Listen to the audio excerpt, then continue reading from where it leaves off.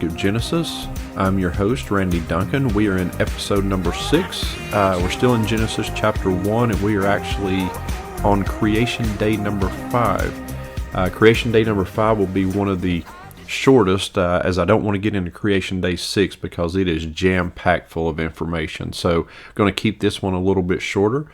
But before we begin on creation day 5, as a quick recap of what we discussed last episode regarding creation day number 4, remember we talked about the appearance of the sun, moon, and stars. And remember, this wasn't necessarily the creation of the sun, moon, and stars, but the first appearance of them. We also discussed the Hebrew Mazzaroth, or the zodiac as it is sometimes translated, as well as the biblical warnings against astrology.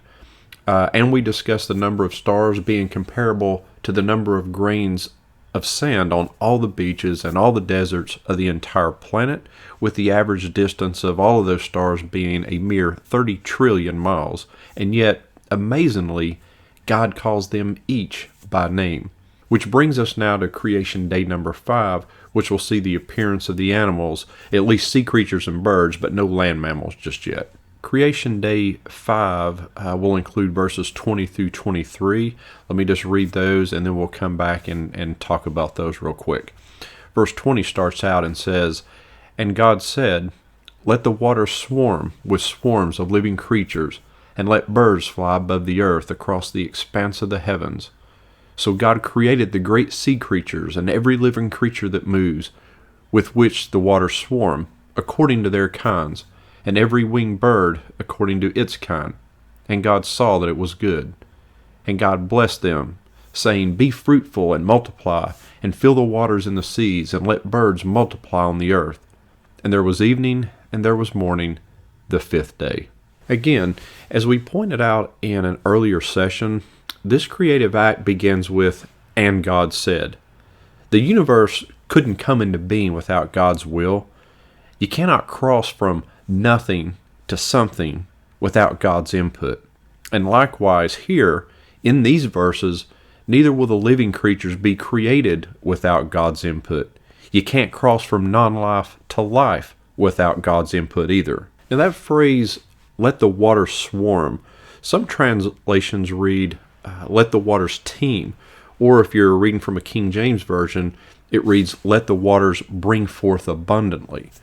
But just to be clear, water doesn't have the power or the capacity to spontaneously generate life.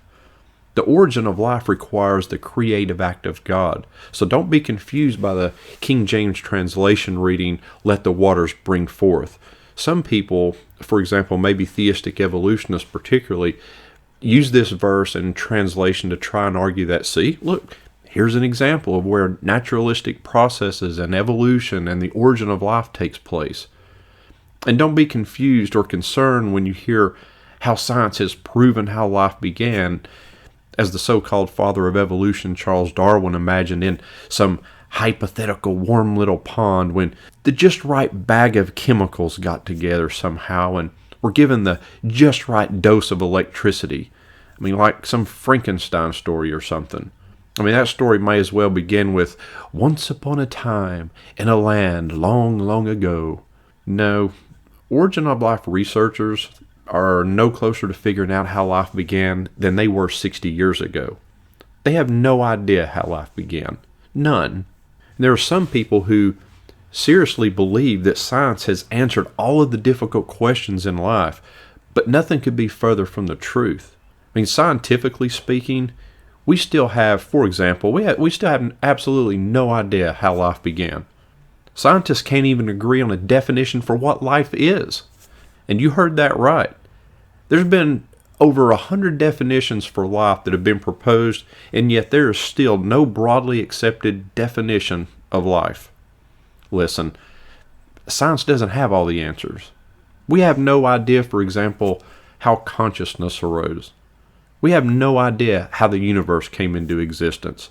Look, the list goes on, and it's a long list. But we do know this much. All of those things require information. And meaningful, specified information comes from intelligence. It comes from a mind. And the source of that information, that mind, is God.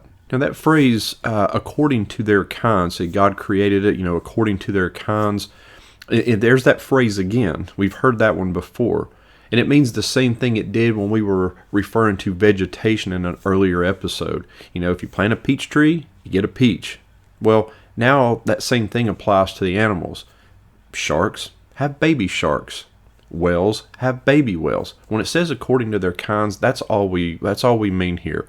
Now I'm going to speak more regarding what exactly this quote kinds is referring to the next session when we discuss land animals, because again, I think as I mentioned, I think it just resonate more when we start talking about those animals. It also mentions in these verses that God created the great sea creatures. Some translations will say great sea monsters, but that word is the Hebrew word tananim. And this is a word referring to a sea creature worshipped by other nations at that time. And so by emphasizing that God created these great sea monsters, it basically serves to strip them of any perceived divinity that they may have been given by these pagan nations. These verses also contain the second use of that Hebrew word bara, the word for create that we talked about. We haven't seen that word used since verse 1 when God created the heavens and the earth.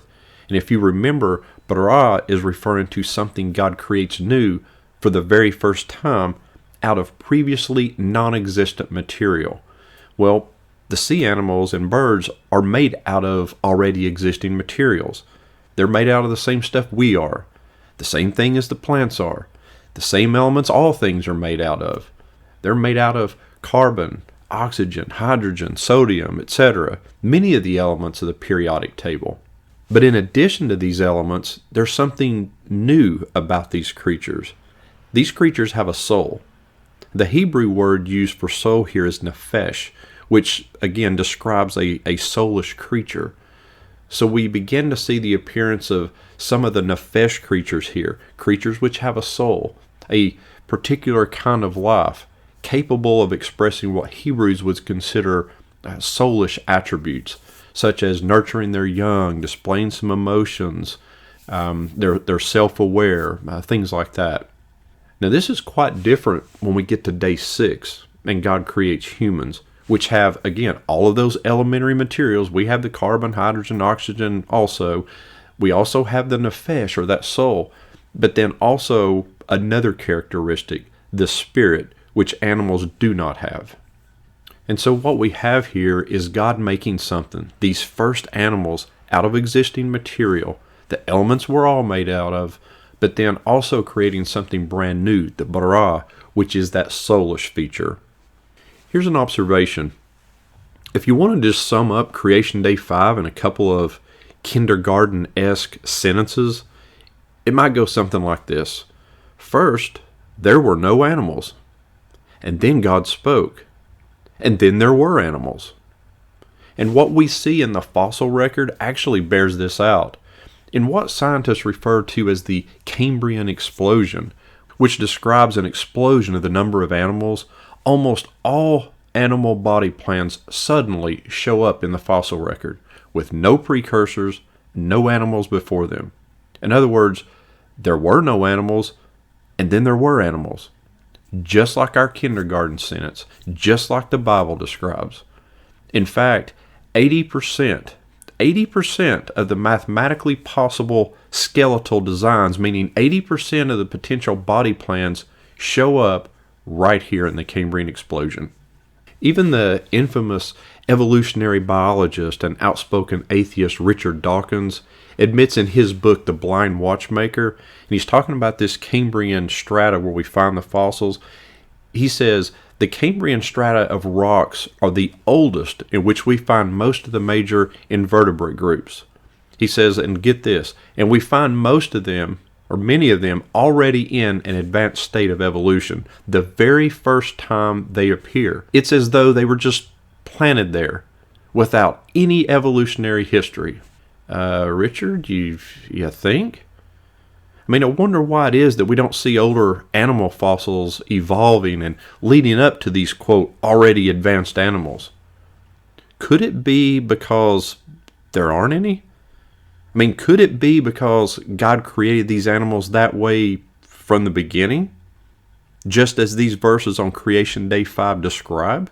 I mean, even Charles Darwin, the father of evolution, he was aware of the problem that the Cambrian explosion presented to his theory.